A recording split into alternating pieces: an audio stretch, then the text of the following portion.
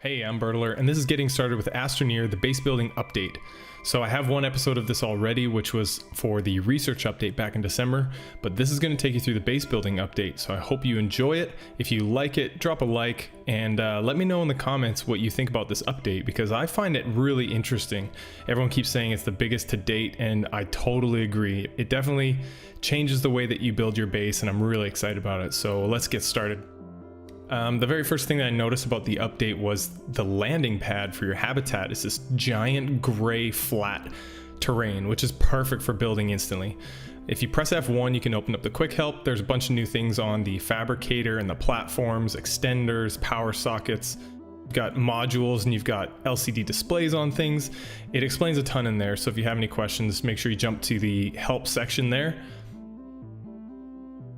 In the animation for your habitat, you see that there's a launch pad and there's your habitat, both new things. This habitat's so cool. The animations are a little bit off. You go through some of like the door and things like that, but it looks really cool. If you interact with E by holding it on an item or a module, you can enter the LCD display, you hit initialize cargo drop, and you get your first two packages. One of these is a platform which you can rotate using Z and X, and you can align it any direction you want. And the second one is a small fabricator. Both of these packages can go into your backpack if you hit E with them selected with your mouse. So put them in your backpack. I had some resin right close to my base, so I collected all of that resin, and then I want to open up these pods or these packages. Now I like to align mine away from my base because there are these little power connectors on every side of your platform, so you can connect it any way you want. This seemed to work pretty good for me. You see these little bars down here on the power connector that actually shows you how much power is going in there. So when you have multiple modules running at the same time that require power, you can monitor how much power is getting to each module. So this time I dropped my medium fabricator onto the platform, and if you go into the display here, you can see all the things that you can create right now or that you can build right now. You see that you have a display of the materials that are needed for that item, and you can do it the old-fashioned way where you just pop on your materials into the little slots, or if you examine the module, you can actually just hit the green button there and it pops it on if you have enough. It tells you exactly how many in your backpack you have. And if you want to, you can actually cancel that. I believe that will get rid of the resources on there currently, but I haven't tried it. So the next thing I need to do is I need to get some compound. I didn't have compound, just resin. And there's a small generator in my backpack that was already researched, so build one of those. The small generators are great for just giving you a quick source of power because you have a limited power supply at this moment coming from your habitat. So you need to find alternative energy sources, and there's a ton of organic around that you can use to power your base as well. So the other thing I needed to build is a research chamber. So I built a large platform and I placed that down beside my medium platform. And I did this while I was building my research platform because it takes a little while.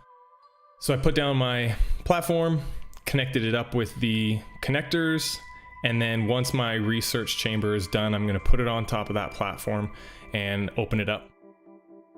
So you can see here that the power going in there is red, so I don't have enough power currently to run a bunch of stuff. So I'm going to go out and collect some organic.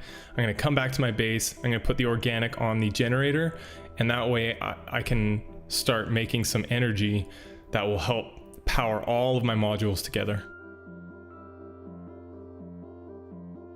There we go. So at this point, I wanted to go out and I wanted to find some research so that I could start collecting bytes.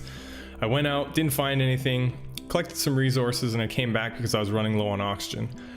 And the other thing I needed to do is I needed to build a platform and I need to build a smelter. Now the new thing with the smelter is you can turn it on or you can turn it off, and I believe you can have medium storages on there with all sorts of materials, raw materials, and as long as it's on and it has power, it'll just keep powering through all of those things and smelting away. So after that, I just went out, I collected some organic, I went discovering more research and into caves, and I went to try and find some more resources while I was down there, because I need as much stuff as I can right now to get bytes to unlock things in my backpack. So I came back with my research, popped it on the research platform there, and then I hit go. Now with the update came a bit of a new way that the research is displayed. You see your bytes per minute. It shows you how much is going to be in each phase of that research, and you can cancel it if you want, but it will get rid of the current research. If you go into your catalog module, you can see your data, your bytes rate, the bytes per minute, and how many total you have. And if you go through, you can see how much each one of these items is going to cost in terms of bytes. And as they're unlocked, you can go in and you can hit the little green button in your module, and then inside your backpack or at a medium or large fabricator, you'll see that thing able to be built on top of a platform or in your backpack.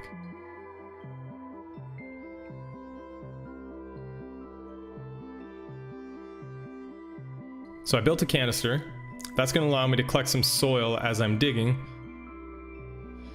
And I wanted to smelt a bunch of my new materials, collected some organic.